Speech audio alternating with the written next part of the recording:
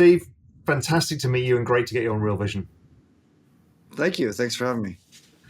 I don't even know where to start. How does one of the most famous DJs in the world end up deep into Web3 and the metaverse? I'd love to hear your journey into all of this. I was DJing somewhere, woke up, and boom, I was in the metaverse. I didn't know what happened. I threw a cake, and then like it flew, hit a camera. Then all of a sudden, I'm splattered in. No, uh, I'm just like I think at the end of the day, I'm always all right. I probably best way to explain is that as a producer, you have to always think about what the future looks like. Like, where are we going with culture? How are we going to help move culture? And the best musicians and producers are the ones that are actually very good at predicting where things are going to go because they're actually carving the road, right? I feel like in some instances I've been pretty good about being ahead, and obviously in others not. But that's like my job is when I'm in the studio, I'm creating, thinking about what does the future look like of music, right? And I think with that kind of mindset, I'm always already interested in what the future looks like in all different realms that accompany my brain cycles. Like whatever I'm thinking about or part of, whatever I'm passionate about. I want to, in many ways, I'm a guinea pig myself. Biohacking, health, investments, very traditional investments to obviously crypto, NFTs and Web3, alternative assets and investments, and I'm a collector as well. So I love thinking, is this going to be the next speculation that's going to pop? Things like that. So I've always had like an interest in that, in all the different areas of industry I'm part of, is where we're going. So I think just with that mindset alone, it's flung me into Web3 just enough to where I'm really enjoying it, and then the rest is history, right? Talk to me. Most people's journey starts with crypto. Was that the start of your journey as well? Seeing this new technology, thinking this is interesting, kind of piques your brain, your intellect. How did the seed get planted in your head about, okay, this is something really huge? You can't be involved in Web3 without being involved in crypto. But I mean, when you start, I mean, like that's, to me, that's like a standard. I got into crypto in 2018. Right. That's when I hit up my business management team. Like, guys, I want to put 500K into Bitcoin, Ethereum, and I'm like, my team is very, very, they safeguard all my money. They don't really push me into, far flinging investments or something that's like outside the norm. So it has to come from me. So I really had to like push that button with my team. But that's how I am. That's how I've been. And I've, as far as investing into like all these various startups and various companies that have, to me, like not many people are looking into. I have a, I'm not to digress here, but I have a foundation focused on brain research, and I'm looking into research orgs and scientists that are doing really forward-thinking research on the brain. That's what's interesting to me the most than what everyone's already jumping into. I want to know what, I'd rather know what the small circles are doing. And, just to digress even further, that's where the reason why my career is where I'm at is because it all grew from these little cultures that were really small and brewing, but there was a lot of passion and there's a lot of excitement. And then we were like creating so much noise that the whole rest of the world is like, what's going on over here? you know. So I think that synergy is happening here in Web3. These communities that are forming in Discord and Twitter, and now in real time, because now the IRL has happened. COVID definitely helped really spark that for me to like where I was like, okay, we're not just swimming at the top. We're gonna go scuba diving. We're gonna go down to the deepest part because I had time. You need time to do that, right? And that was the big light bulb moment for everybody. Everybody had time to go and look at this stuff. There was a couple of things. Is watching the documentary about you years ago when it came out is like, fucking hell, that guy works hard. He's on a plane endlessly, and how unscalable is this as the music industry had changed, right? I was just thinking, this is not a scalable industry because live is the only way of creating scarcity, and then you can charge, right? And everybody in the music industry was going through the same thing.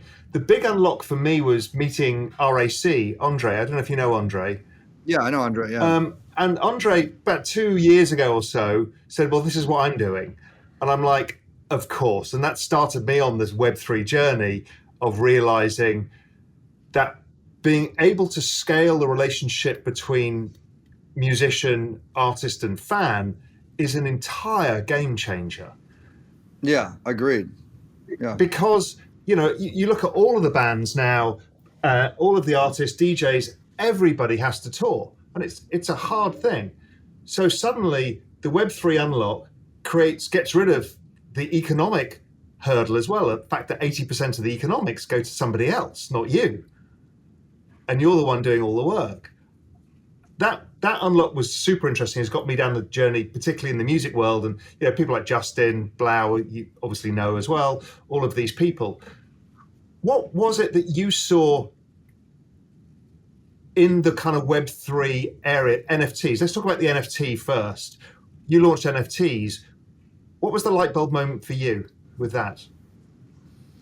Very similar to your journey, because I know Justin much better than I knew Henry, but Henry and Justin are actually part of the same management team. So in our management company, there's a lot of like all the managers like just communicate and talk and see what works for all the different artists. So I remember when Justin was bringing this up to me, what NFTs was to him and how it's connecting him to his fans in this new way, and you know, introduced the idea to me summer 2020. So it took me quite a long time to go down to the first, to be able to develop the very first NFT drop that we did, which was February 2021. That was still very early, right? You were early. Yeah. Which is wild because that's only a year ago. I know. I mean, it's like when I first heard about NFTs in like spring, summer of 2020, obviously back then I didn't really understand it, but I knew it was a way for me to experiment more, you know, and this is a perfect time for me to experiment with music and what that looks like and how that's going to connect with people differently. It's like, this is great. And at the same time, I'm in COVID. Like, I'm not like music informs me, or like my live environments inform me. Okay, so wherever I go, if I travel to Korea, I'm going to hear K-pop. I'm going to hear different kinds of artists doing that kind of music. That informs me. That makes me want to tap into their culture. If I'm in South or Central America, Latin music informs me. If I'm in South Africa, you know, Afrobeat informs me. Wherever I go, it informs me. The live show informs me. And in the case of COVID, what informed me was meditation, mindfulness, being at home, being on YouTube, like diving into different worlds, experimenting. This was a perfect opportunity. So I guess the light bulb switch was during that time. And just like I was saying before, is that I had the time to be able to dive into something brand new, you know. But the light bulb switch was still dim. It really connected on all, like the lights went on in the whole house after my first drop, because I didn't really understand it until I did that drop. Talk me through that. Talk me through that. Yeah. So I did the drop February 2021. and I jumped on Clubhouse for the very first time. I didn't even know what that was, you know. And I jumped on. It was the biggest Clubhouse chat of its time. It was like 10,000 people in the room. But I didn't understand what that meant. You know, I was just excited about this drop. A lot of people were jumping on. You know, different artists and celebrities like Jake Paul jumped on. There's like a bunch of different people. Farouk was leading it, hosting it. And we're all kind of like celebrating this drop together. And this is like at the kind of like the rise of music artists doing NFTs. It was, I think, 1 week after Justin's big drop. I think he like made like 11 million or something like that. It was massive. And I remember even like summer of 2020, like we're talking about like, oh yeah, you could do music NFTs and you could really experiment, and maybe you could make like 100 grand. You know, like it's like what? Like that's wild. Like that's kind of cool. I can experiment. A lot of records to do. You know, a lot of streams to do that. Because Spotify. Yeah, exactly. I was just like, this is like really interesting.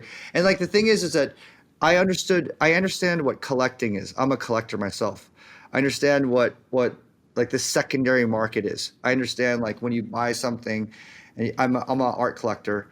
I'm a comic book collector. I'm a sports card, Pokemon, TCG collector.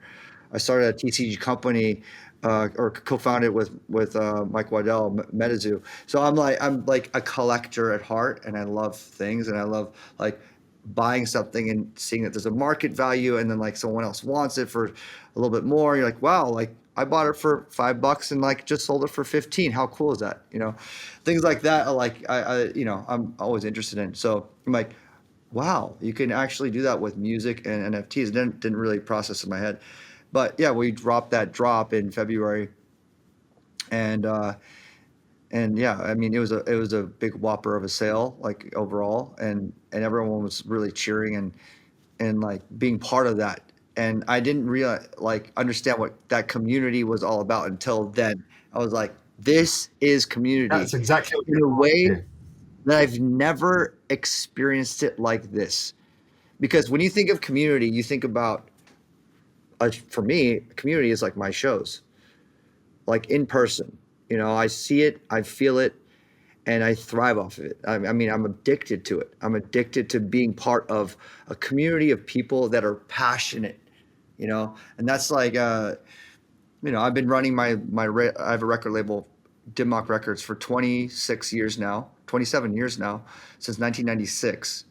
So, yeah, I mean, I like, you know, without a community that were coming to the shows, that were coming to the parties, that were supporting our small scale business and, you know, community, the culture of music, we would not exist. So it's so important, like that community enriching and conversation is important.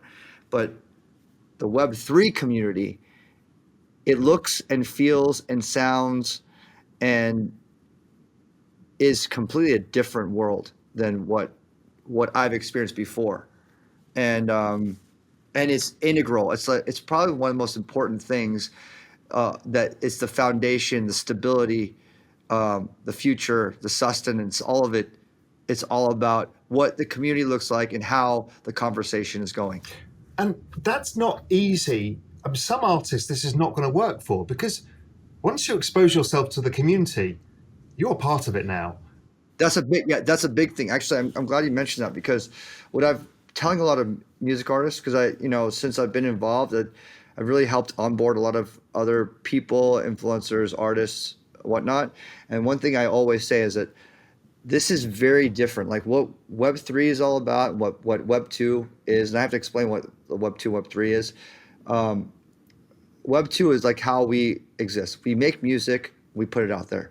We create a product, we put it out there. If it sells, it sells. If it doesn't, it doesn't, and then you move on, right? It's a one-way conversation here. You know, it's like not a conversation. It's a one-way. It's like I speak, you listen, right? Web3 is 100% different, and then the conversation has to be two ways, and you're hearing it a lot. So it's like the biggest question is, how much of that two-way conversation is going to inform you and disrupt your artistry. That's one. And two, are you willing to do that conversation? Because like it's new, it's brand new. And you don't have to do Web3. You don't have to. You can live in Web2. It's not necessary to be part of Web3. But Web3 is, if you start integrating that and start understanding what that looks like and feels like, the expansion of the possibilities and what I feel passionate about changes. And I get more excited about the growth and what we could do together. It's not necessarily about you anymore. It's about us, right? So when you think about, and I'm going to step into this further, like, when I created Aokiverse, it's like a structured community, right? There's Discord that's like loosely formed, and Aokiverse is very much a structured community where the conversation's constantly happening and growing, and realizing that there's so much more than just music that I understand the community wants. And it's about going, oh, okay, wow. As I go into this journey with me and my team, we're trying to figure out what we can all, what fish we bring to the table, how we chop it up and share it with everyone. And when everyone wins, it's a much more powerful feeling than just you and your team winning. It's so much more exciting. I think you can ask anyone that if you could share, like, let's take a microcosm. Let's go down to a micro level. If you could share with the people that you love, right? The people that you care about, your mom, your dad, your brother, your sister, your wife, your husband, your kids, whatever. And you're like, hey, we're doing something really exciting, passionate, really excited about it. And I want all of us to like be part of that passion, be excited about it, and win together and grow something that's really exciting. And you see that they're excited about it, passionate about it, and they win with you. That feeling, when you see them win, I guarantee you, just because we are human beings, we're naturally empathetic people. We want them to win. It makes us feel even better that they won, right? It kind of creates that symbiotic relationship that you feel at a live event, where you're both getting something huge out of it. And I think it's fascinating that with fans, you can now share the financial rewards or the experience on a whole way that didn't exist outside of that one single event.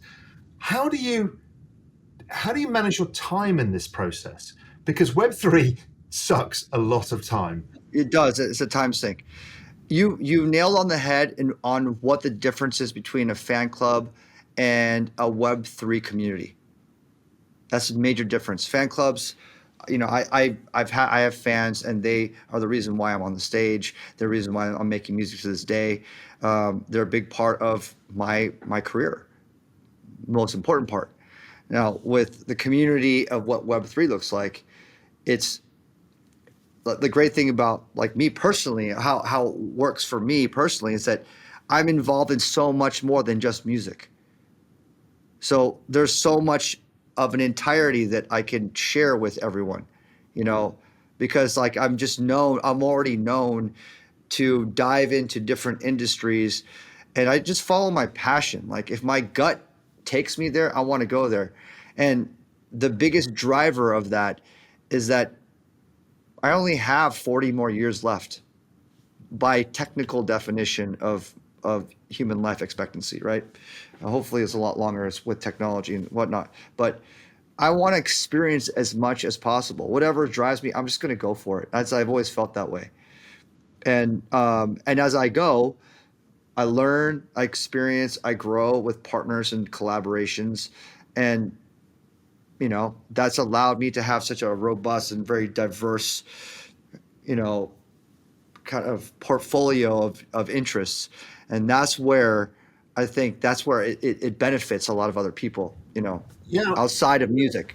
And because you can now share this side of your life with your community, they're not just around Steve, the producer and DJ. It's about Steve as a person, the cultural world that you live in, the influences that you have, the eyes that you see things through. I mean, even with your foundation, the possibilities for the foundation that comes out of Web3 are endless. I was speaking to 𝗬𝗏𝗃 about this recently. I mean, he set up a DAO for his charitable organization, a DAO structure. Now, once you start tokenizing it or embedding, let's say, donations within the NFTs and other, again, you scale all of these interests of yours in ways that were harder to do before. Right. Yeah, exactly. I think it's the connection to be able to connect. Connection to be able to connect. The connect the dots game is becoming much more fluid. It's becoming much more clear, and you're able to really embellish it, amplify it, and just give more freedom to it. And it's just exciting in general. I was also speaking to probably somebody you know as well, Timbaland, about this, and what he got out of it. I don't think he's just starting to see community because he's got the Apes in Productions thing, but what he found that he was getting was creativity, because you've got this multimedia format of which you can do basically anything with, and it kind of it opened his eyes. And how are you finding it on the creative side? So you've got this amazing double side to you. You've got the technologist, the futurist, the guy who lives in the future, but you're also deeply creative. And here's this whole new creative sphere that you've got. Yeah, that's absolutely opened up a lot of different doors for sure. Just NFT, the land in the world of NFTs, metaverse, and thinking when I'm in the studio, I'm thinking about how many different directions I can go now. I don't want to announce it too early, but obviously I'm releasing my album. I've already announced that. So I'm releasing my next studio album, which is coming out this summer. I'll be able to give more information on that. But alongside that, I've been making music for, what Web3 looks like, what that looks like with all the different NFT projects I have. So I haven't even actually announced that part of it yet. But yes, when that comes out, it's clear. If we were to do an interview after, you'd be like, oh, okay, I get it.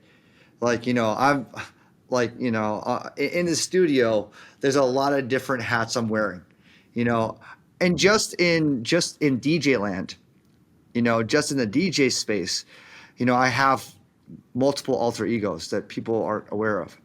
And I'm already creatively, in electronic music, there's just so many different genres of music. And I've had the time to really dive into a few different genres that really spark my interest and really passionately fling me into those areas. But now with what Web3 looks like and where we're going in that direction, that's opening up a whole new can of worms, which is it's endless. I can literally just live in the studio and wear all these hats. Before we move on to the metaverse, because a lot I want to talk to you about, I also want to talk about the disruption to the music industry itself. How are you thinking through that? I mean, one of the things to me is clear, and Justin's obviously trying to work on this, is IP rights. So Steve releases a new album. Let's say it's got 10 tracks. I can buy a share of a token in one of these tracks. I now go out on TikTok and Twitter and everywhere else and Instagram and promote the hell out of it, because if it does well and creates revenue, I'm going to participate, right? This is an entire game changer versus having to use Facebook and Google and the marketing engine that goes behind releasing albums and all of that. Right. Yeah. I mean, clearly Justin is doing leading something very, very exciting for artists. This is uncharted territory. I mean, that's the also the excitement and the danger and the risk and the challenge, all of the above. It's a mixed bag, so I really, I mean, he's a champion in the space, to be able to be like, I'm going to take this on. And, but he's got the know-how and the wherewithal and he is a technologist, outside of being a creative music artist. So I have a lot of faith in where he's going to go, really excited about what that's going to happen. I think all music artists are they're just, kind of like, I mean, everyone's just all kind of backing him. So, yes, it is a massive disruption and a game changer of where we're going. And I really hope that it succeeds on, all cylinders. And, it's a big deal. It's going to be a big deal. Music labels, everything else is going to have to really pivot. They're going to have to really kind of decide where their footprint is, where their efforts are, in how they're going to be supporting, how they're going to be structuring deals, all that and the above. I've always thought, culture is one of the most valuable thing in our lives, but it's undervalued because you can only monetize culture in a couple of different ways. The culture that you've created, right? You're the soundtrack to people's lives. You're those magic moments. They happen to be in Ibiza. You were playing there. It's that thing, right? And it's undervalued. And not only that, but 80% of the economics is taken away. But this changes that. And I think Andre RAC is onto something really big with social tokens, which are still, people haven't got a head around. I'm working on that as another project I'm doing. But the social token element of creating a currency around the culture means it becomes hugely valuable.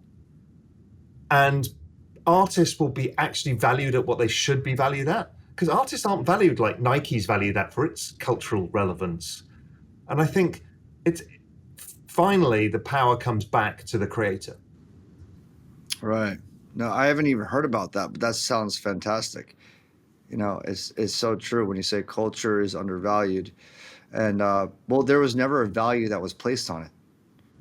That's right. So that's what's happening, is that like there's a value that can be placed on it. And that's what's changing the game. And the people that, at the end of the day, it's all about what the market dictates, right? So, and I love that. Let the market dictate what the value is. But we haven't even had an opportunity to have a market valuation. So now, from the start of this, this really does turn. It's not just like entering a new chapter. We're writing a whole new book, and that's what's exciting, is that artists like Henry RAC are the ones going, wait, hold on a second. We have a future in how we can value things moving forward that are important in our lives, that are memorable in our lives. And now we could start what that looks like. So yeah, that just gives me the chills down my arms, really thinking about that, because 5 years later, it's going to be very normal. Yeah. I mean, culturally, the impact that you have had as an artist is enormous and much bigger than the income you'll have earned. Yeah, you've had a phenomenally successful career, but the impact you've had on tens of millions of lives is enormous, and it's undervalued. And this is why I'm really excited about it, because I'm an enormous music fan. I'm just a fan of culture overall, and I just think taking the power of culture away from corporations who've monetized it and giving it back to the people who deserve it is just a moment in history that we should all be smiling at, saying finally. Yeah, absolutely. So the other cultural and technological shock coming is the metaverse. And again, you were well ahead of everybody seeing it. People are spinning. Yes, we've had a few people, Travis Scott had the thing in Fortnite, but you went one stage further and built your entire metaverse itself. Talk me through that, because it's fascinating. And again, I think it's another big game changer, maybe even bigger than the NFT one. Yeah, Aokiverse is exactly what I was saying. It's built. We decided to create this community, this membership community, because it would. I mean, when I dropped my first NFTs in February 2021, that's when I talked about what community means, and I didn't really understand it before then, and then I started seeing the engagement. Like, I come in my shows and people are wearing my first NFT on their shirts. proudly showing it off. They're organizing their own meetups. There's just so much initiative. There's so much passion. There's so much conversation that was happening, and I could see it. I could be a part of it, and they loved that I was a part of it. It's much different than like responding to a comment on your Instagram, or seeing a comment on your YouTube and saying something back to someone. It's like those are kind of passive. They're not deliberate. Like there's not much action that's put into it. But when I started seeing all these things happening in real time, like, well, we should create an actual structured community, a social club that ties everything in. And that's when we realized, as an IP, the Aoki brand has done so much in Web2 traditional relationships and partnerships and collaborations through the past 15 years. Okay. And now we're venturing into Web3 community building. There's a way to bridge both. There's a way to bridge both where all these people that are part of this community, that are engaging, that are very deliberate, that are not passive, that are looking forward into the future just as much as I am, that we can all connect, build, and share that access. That's where this all stemmed from. It first started from them, the community, creating their own and realizing, well, let's structure a more tokenized community so that the people that are like more excited and passionate about all the different ways they can participate, all the different access and the NFT deal flow and the real-time access to what's happening at my shows or in the studio or with the partnerships that are happening in Web2 relationships that I've already built. And then all the relationships I've built in the last year in Web3, all the different NFT projects to, where we're going to be going in the future, all of it. There's just so much that can be offered and shared. And so that's why it took us like 8 months to get there. And, one thing I've realized, like in this journey to create the Aokiverse membership community, one of the things, because I'm part of on these WhatsApp groups, I'm like jumping on Discord, so I'm seeing and feeling and hearing what utility is, what communities want, what the creators are offering, and like you're fine tuning on the spot, right? One of the things I think is important is whatever you're saying, you should deliver as quickly as possible. That's one thing I think that's really important. And two, you have to know what they want. But you also have to surprise them. You have to surprise and delight and bring forth action quickly, deliberately. And it's been a very busy road since we launched Aokiverse, but that's what we've been doing. We've dropped like 6 allow lists from like Tomorrowland, a music festival that I'm part of, their first NFT project, to 𝗏𝗏verse, and I've done 3 collaborations with Bathing Ape, to World of Women who are like, we work together on allowing their new Galaxy, to like Gala Games, who I perform with, and what they do with Walking Dead, to Sandbox, and obviously like we're launching something big with them. Yeah, talk me through the Sandbox thing, because this is fascinating as well.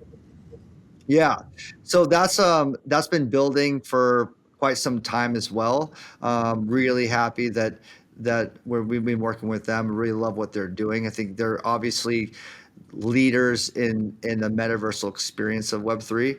To me, they're the Roblox of Web3. And what that's going to be. So I've been on Zooms a lot with the team and developing Aoki's Playhouse in the Sandbox. So obviously, I think everyone's seen, like, if you know Sandbox, you've seen kind of like the map of it, and you see Snoop's really big Sandbox lot, and then you see the Aoki lot. And what we built in the Aoki lot, or one of the Aoki lots, is Aoki's Playhouse, which is my house on steroids and acid and mushrooms and every like thing you could possibly do to just like tweak it out. And I mean, you could fall through the foam pit into another world, another dimension. There's gamification, there's quests, and you could like travel across all these different areas of the house, and there's NPCs and characters and a massive festival ground. There's a cake throwing area. I don't want to give away too much of it, but whatever we were concocting, we're like, imagine if we could actually do this, how epic it would be. Let's do it in Sandbox, you know?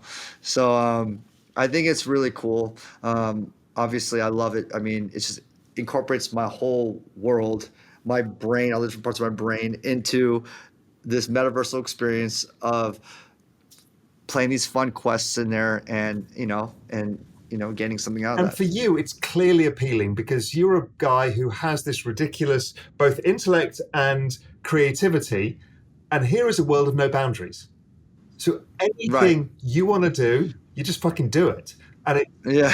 I mean, and that's really fun, right? Because it must be completely like unleashing for you to have this new world you can create. Yeah.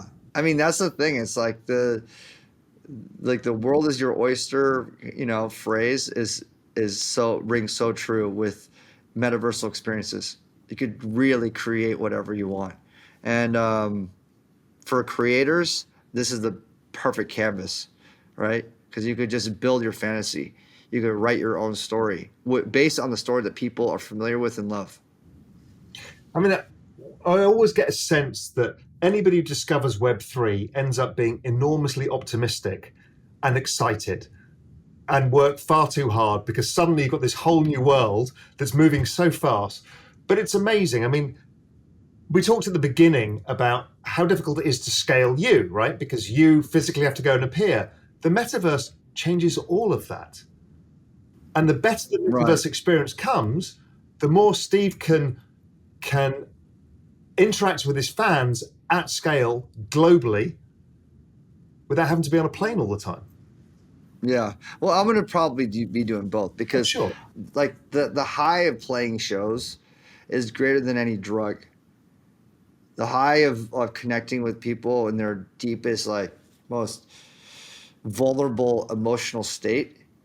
Because that's what like music can really bring out of you is like to really crack your shell. And that's kind of my goal. My goal in doing a show is like cracking people out of their skin and revealing their like soul. If that can happen, like that's what I want. I want souls to connect. I want emotions to be flared.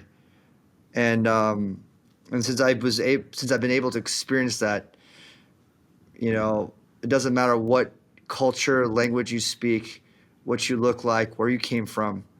We all have this yearning, this emotional energy that are just trying to connect with each other. And music can make that as very, very easy. If you allow it to, right? You have to let the music drive you. That's why music is very similar to love. When it takes over you, all rationality is out the window. You just say, fuck it, just kick me in the face. I'm ready to go crazy. You know what I mean? When like any other day, you'd be like, don't you dare put that near my face. But yeah, it's yeah, I mean, I can't speak about it enough.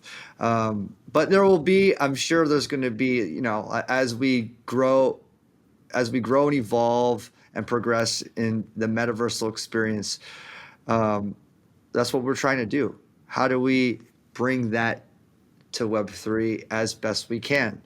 Because there's something powerful about exactly what you're saying, being able to connect with so many people around the world, wherever they are, like this. And it's become absolutely the new normal because of COVID.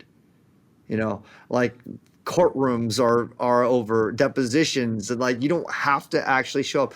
Zoom meetings are as normal as they come. You don't have to fly across the country to do a meeting anymore. You could be sitting in the comfort of your home, and it's not like, oh no, we have to do this. It's part of And life. We've accepted this it. is the metaverse, right? You and I speaking digitally. It's a digital rendition of our voices, digital rendition of our faces. This is metaverse in a different way. And before COVID, we wouldn't do this. We would be like, okay, the interview's not going to happen. Yeah, it's like, oh, when are you in New York, or when are you in, and it's a nightmare. Yeah. It's changed everything. Right. I'm also really interested to, that idea of what it's like being live, that power of music. I think the metaverse, a lot of people get lazy because they think, oh, we'll just replicate that and we can have a live event in the metaverse. But I think what you're thinking about is, no, we need to create the same power in this new kind of textural landscape. And that makes something entirely new. We don't even know. I love not knowing and saying, well, we'll figure it out. How are you thinking about that? Because, we don't know how this is going to work. Yeah, exactly. I think you have to understand the basis before you actually design the dev. I think if people are like, without heart, putting pen to paper, going, okay, let's do a concert here, we'll do this here. It's like, there's no heart. You got to at least figure out like what drives the emotion, right? If you could find even an ounce of that and then go from there and kind of crack that open, that's how we are creatively going to develop what's going to be as close as we can to experience something in the IRL versus, in the digital. So I think there needs to be more creators, more musicians, more artists that need to be part of what the dev looks like, and it's like, for me, it's like, we're limited. I mean, eventually there'll be like, I believe that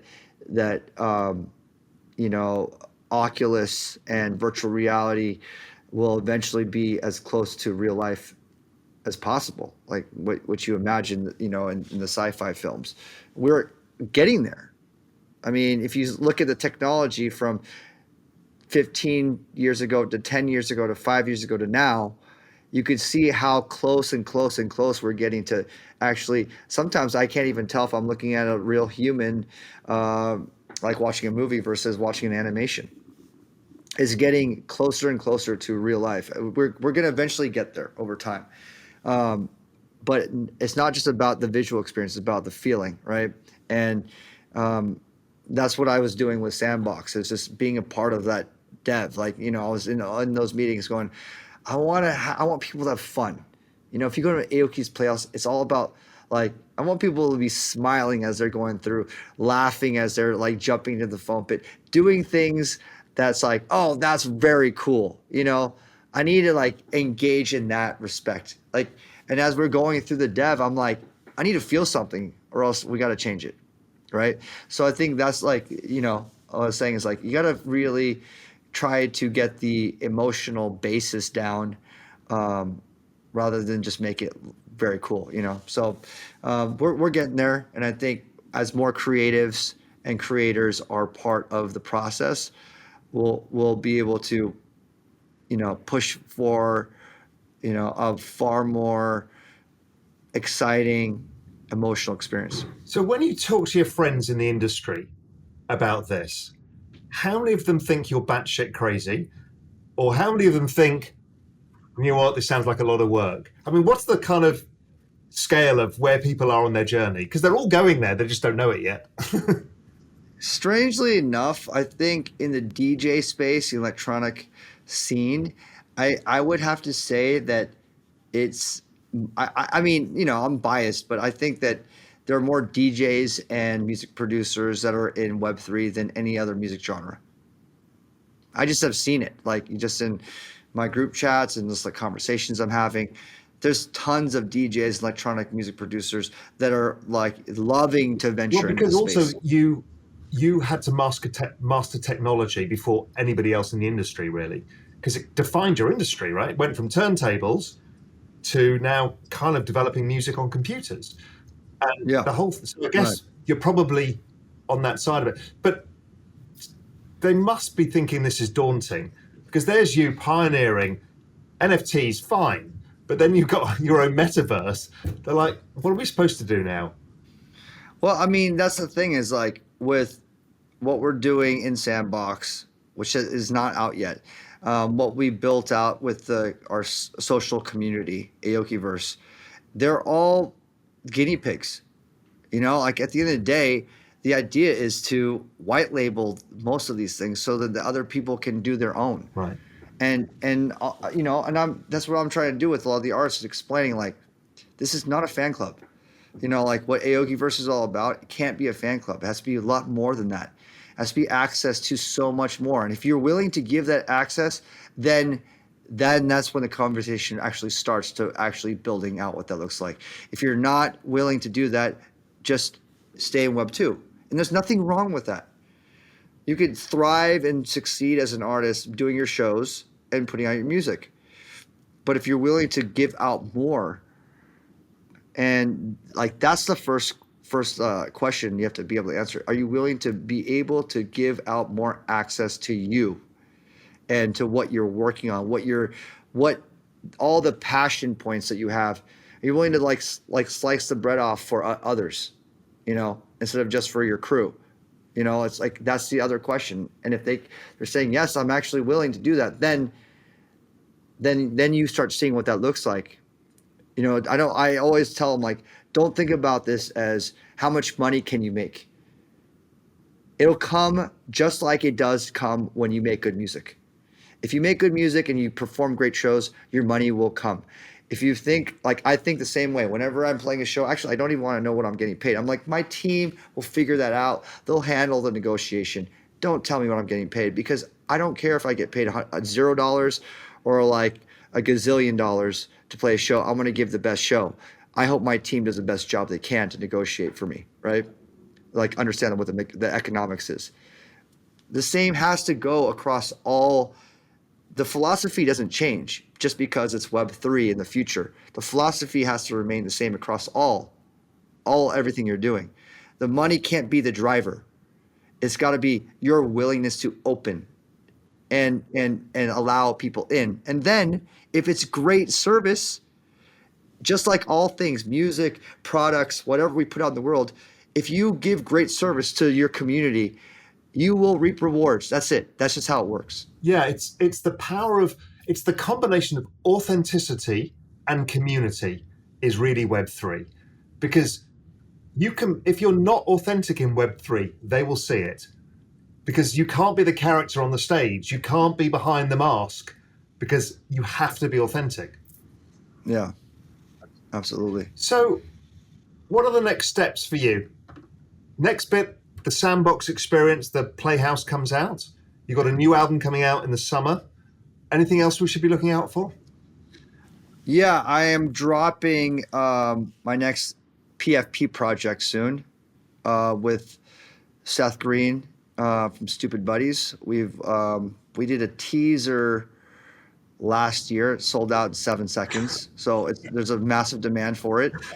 We did announce in the teaser that we're developing the very first blockchain animation series around my character, my first rookie character X.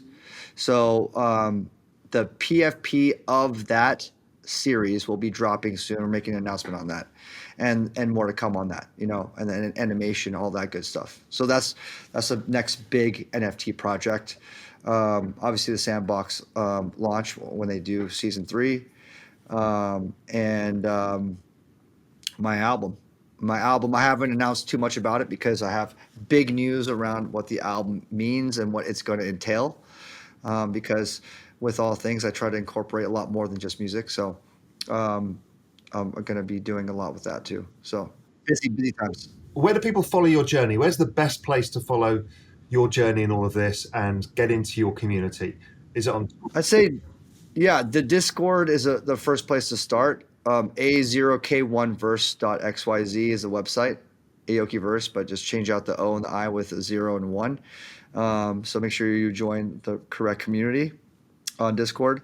And Twitter, if all else fails, go to Twitter, Steve Aoki. Everything's up there. It's official. You always want to make sure you click on the right links. You got to be very careful out there, in this deregulated market. So Twitter, Steve Aoki, and then that you can just go down the rabbit hole, Aokiverse Discord, and then you can learn more about getting yourself a passport and being part of the membership. Steve, listen, thank you. Thank you for being a pioneer in this space as well. I think it's really important what you're doing, let alone it's fun. I can see it on your face. You're enjoying yourself. You've got a grin on your face. But it's also important. Yeah. I think you're pioneering for others. And I think this is a whole new world out there. So thank you. Yeah, thank you. Thanks a lot. Hey visionaries, thank you for tuning in. For more free crypto content like this, head over to realvision.com/crypto. You'll get early access to the most brilliant minds in the space to cut through the noise, get in-depth analysis, and get you ahead of the curve with unbiased insight.